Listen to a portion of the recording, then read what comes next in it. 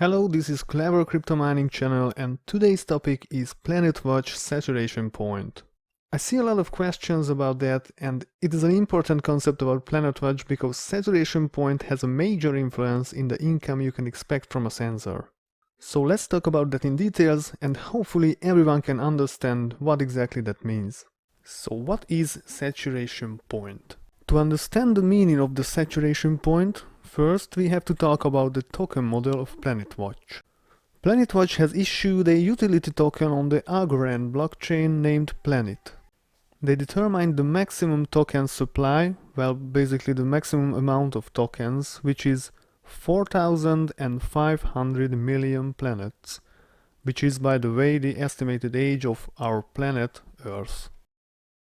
5% of this amount was allocated to the company PlanetWatch, and 2 million planets was earlier allocated for the rewards of the test phase. So the remaining token number is roughly 4,200 million planets. PlanetWatch determined a token release schedule. For the first 4 years, roughly 500 million planets will be released yearly in a daily basis. After that, the rate will be halved every 4 years. I made a chart about the number of released tokens for 32 years. You can see the yearly released token numbers and the amount of tokens released since the start of the project. So the reward pool from which every sensor can be rewarded for its data for the first 4 years is roughly 500 million planets. This pool is split into sub-pools for each sensor types as you can see here. So 40% of the yearly reward pool goes to type 1 sensors and 20% goes to type 2, 3 and 4. Now that we have these yearly numbers, we can calculate the daily rewards just by dividing the yearly reward pool by 365 days. So in a daily basis roughly 600,000 planets goes to type 1 sensors and 300,000 planets goes to type 2, 3 and 4. To understand the concept of saturation point, it's important to know that there is a maximum daily reward a sensor can get from the pool. Based on the type of the sensor, you can see the maximum daily reward for each sensor on this table, which you can find in the white paper on PlanetWatch webpage. As there is a maximum daily reward for each sensor, and the amount of tokens in the daily reward pool is fixed, there must be a saturation point for each type of sensors. So saturation point is basically the number of sensors on which each sensor can get the maximum daily reward, and as a result, the daily reward pool goes empty. Let me show you an example.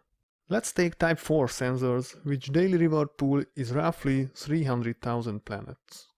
The daily maximum award for a type 4 sensor is 28.8 planets, so the saturation point is 10,162 pieces of sensors. The saturation point can be calculated for each type of sensors and it can also be found in the white paper. But you may ask, how come there's over 40,000 type 4 sensors on the network and they still can get maximum rewards? Well, that's because of the recycling bin. In a case when all sensors of a kind get the maximum reward and there are still remaining tokens in the daily reward pool, because the saturation point hasn't been reached, the unused tokens are sent to the recycling bin. There's an individual recycling bin for all 4 sensor types. You can check the amount of tokens in each recycling bin on PlanetWatch webpage.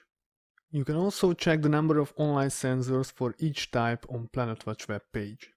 So, for example, type 4 sensors is now over its saturation point, but as there were days in the past when the number of sensors was under the saturation point, a large amount of tokens were collected in the recycling bin. Until there are enough tokens in the recycling bin, the sensors will get the maximum daily reward. There is also a great web page where you can check whether your sensor type has reached its saturation point or not. Also, you can see an estimation of when will the recycling bin be empty. For example, for type 4 sensors, it will happen in a couple of weeks. After that, the maximum daily reward will start to decrease. Let's see an example for type 4 sensors. As this type is far over its saturation point, what will happen when the recycling bin goes to 0? Of course, it depends on how many sensors will be online at that moment, so let's check it for 45,000 online sensors. So the recycle bin is empty, reward pool is roughly 300,000 planets, so 300,000 divided by 45,000 equals 6.5 planets a day. So 6.5 planets a day compared to 28.8 planets a day, well, it's an 80% drop in the daily income you can get from a Type 4 sensor. So basically this is what saturation point means. And if you can estimate when it will be reached and when the recycle bin will go empty, you can calculate a return on investment time with the decreased rewards. But return on investment times of different sensors will be a topic of another video. I'm planning to make videos about different sensor types and we will see details about return on investment times before and after the recycle bin goes empty. Thank you for watching. Please subscribe to my channel if you are interested in PlanetWatch and similar clever crypto projects. Bye.